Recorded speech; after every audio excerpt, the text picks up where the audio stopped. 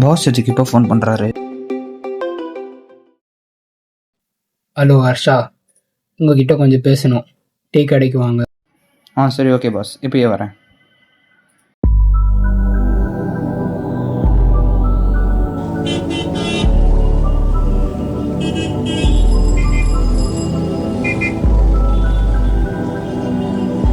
வாங்க ஹர்ஷா, உக்காருங்க.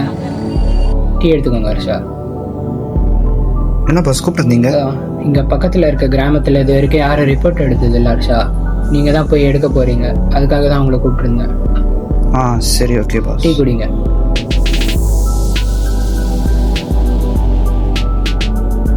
பாஸ் நாளைக்கே போகணுமா?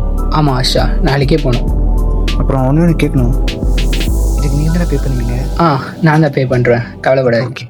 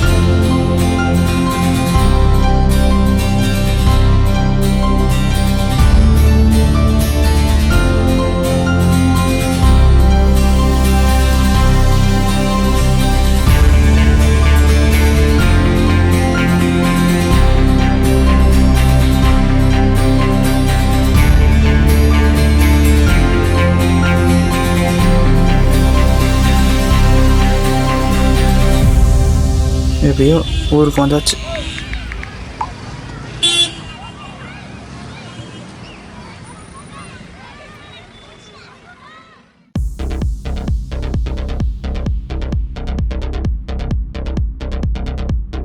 என்ன இந்த ஏரியில் தண்ணி எல்லாமே இப்படி காஞ்சி போய் கிடக்கு?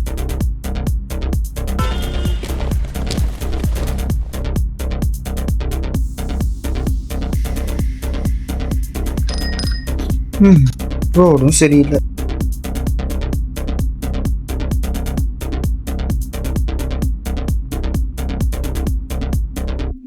என்ன தண்ணி இவ்வளோ அழுக்கா இருக்கு? தம்பி, யார் பண்ணி என்ன பண்ணிட்டு இருக்க? நான் ஜேர்னலிஸ்ட் ப்ரோ. இப்போ கொஞ்சம் ரிப்போர்ட் எடுத்துகிட்டு போக வந்திருக்கேன். இந்த ஊரை பார்த்து சொல்ல முடியுமா? அப்படியா, சரி சொல்றோம். ஒரு நிமிஷம் நீங்கள் பேசுங்க, நான் எடுத்துடுறேன். வணக்கம், என் பேர் செல்வம். இந்த ஊரில் வந்து தண்ணி பிரச்சனை, நிறைய பிரச்சனை இருக்குது. ரோடு கூட இங்கே தான் போட்டிருக்காங்களே தவிர அங்கெல்லாம் போடவே இல்லை. அது மட்டும் இல்லாமல் இங்கே சாப்பாட்டுக்கெலாம் ரொம்ப பஞ்சமாக இருக்குது. நிலத்துக்கெல்லாம் நிறைய டேக்ஸ் வாங்கிட்டு இருக்காங்க, அதெல்லாம் எங்களால் கட்ட முடியும். விவசாயிகள் ரொம்ப கஷ்டப்படுறோம். அது மட்டும் இல்லாமல் நேற்று வச்சுருந்த எங்கள் அக்காக்களை இன்றைக்கி வச்சுருந்த நகையெல்லாம் தூக்கிட்டு போயிட்டாங்க. இந்த மாரி சரியில்லை. நீங்கள்லாம் இதுதான் நீங்கள் சரி பண்ணி தரணும். சரிங்க, தேங்க்ஸ். நான் எப்படியாவது இந்த உண்மையை வர வச்சிடுறேன், நீங்கள் பயப்படாதீங்க.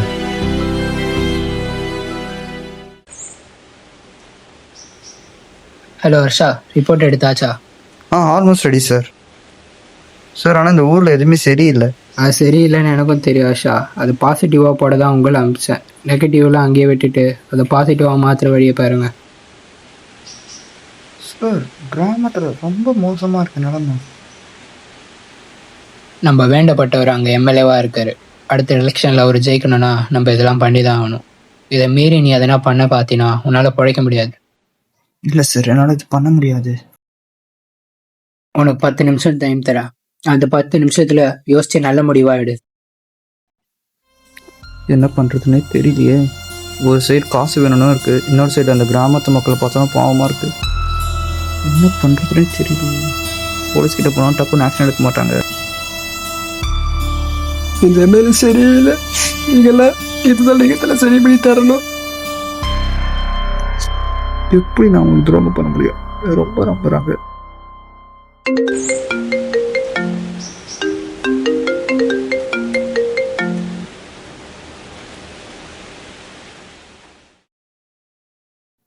Hello boss. சொல்லுங்க ஹர்ஷா. நான் இந்த வேலையை எப்படி ரிசைன் பண்ணுறேன். எனக்கு இது வேண்டாம். நீங்கள் பேசினதோட அதிகமாக பணமும் தரேன், ப்ரொமோஷனும் கன்ஃபார்ம் பண்ணுறேன். நான் உண்மையான ரிப்போர்ட்ஸை எக்ஸ்போஸ் பண்ண போகிறேன். இது எக்ஸ்போஸ் பண்ணீங்கன்னா உங்களால் உயிரோடு இருக்கவே முடியாது ஹர்ஷா. அதை நான் பார்த்துக்கிறேன். நீங்கள் எப்படி பழைக்கிறீங்கன்னு நானும் உங்களை பார்க்குறேன். வைக்கிறேன் ஃபோனை. எப்படியும் என்னை கொள்றதுக்கு மாற அனுப்புவான்.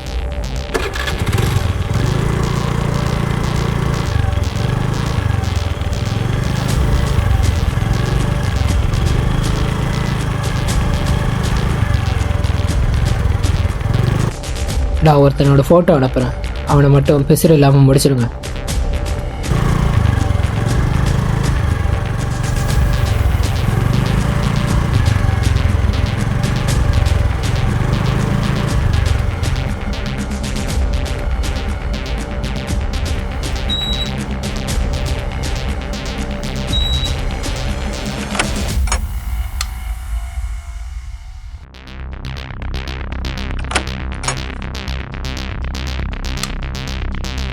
ஐயோ, பேசாம நம்ம ரெக்கார்ட் பண்ணிட்டு சோஷியல் மீடியாவில் அப்லோட் பண்ணிவிட்டு அதுக்கப்புறமா என் ஃபோனை ஃபேக்டரி ரீசெட் பண்ணிடுறேன்.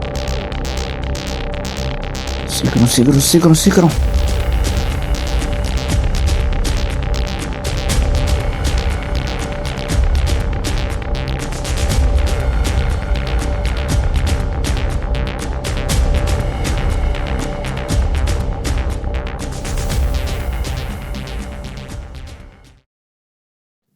வணக்கம் மக்களே. நீங்கள் இந்த வீடியோ பார்க்கும்போது நான் உயிரோட இருப்பேன்னு எனக்கு தெரியாது. என் பேர் ஹர்ஷா, நான் ஒரு ஜேர்னலிஸ்ட். என்னோடய பாஸ் ஒரு வில்லேஜுக்கு போயிட்டு அங்கே போய் ஒரு ரிப்போர்ட் எடுத்துகிட்டு வர சொன்னார். ஆனால் அந்த வில்லேஜுக்கு போய் பார்த்தா எல்லாமே ஒரு மாதிரி அநியாயமாக எதுவுமே சரியா இல்லை. ஆனால் அதை பாசிட்டிவாக மாற்றுறதுக்காக என்னை ரொம்ப ப்ளாக்மெயில் பண்ணாங்க. அதுக்காக நிறைய காசு ப்ரொமோஷன் எல்லாமே தரேன்னாங்க. ஆனால் என்னால் ஜெயித்துக்க முடியல.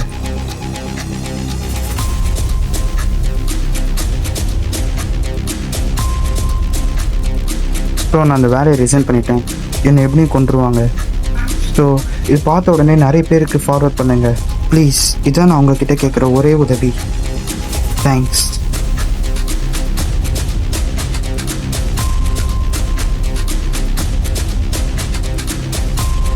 Come on come on come on come on upload ஆகும்.